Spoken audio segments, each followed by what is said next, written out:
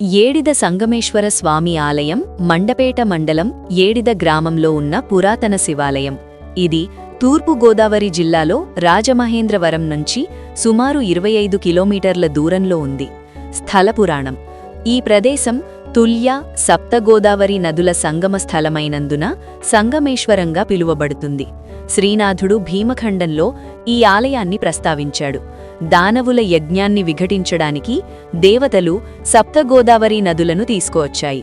ఈ సమయంలో తుల్య మహర్షి మధ్యవర్తిగా వ్యవహరించి నదులపై శాపాలు తొలగించి సంగమం జరిగేలా చేశాడు. దేవేంద్రాది దేవతలు సంగమించిన కారణంగా ఈ స్థలం సంగమేశ్వరంగా పిలువబడుతుందని పురాణాలు చెప్తున్నాయి.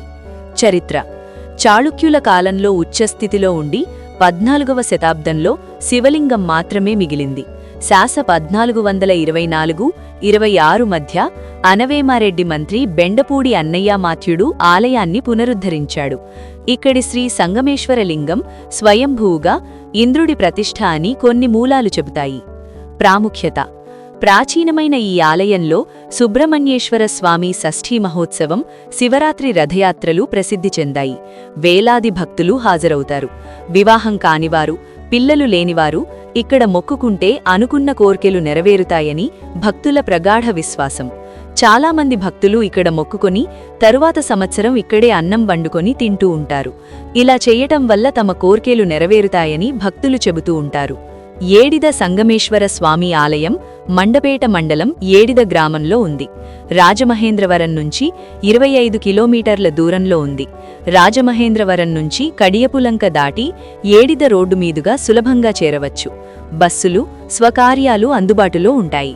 సాధారణ రోజుల్లో ఉదయం 6 గంటల నుంచి 10 గంటల వరకు, సాయంత్రం 5:30 నుంచి 7 గంటల వరకు దర్శనాలు ఉంటాయి.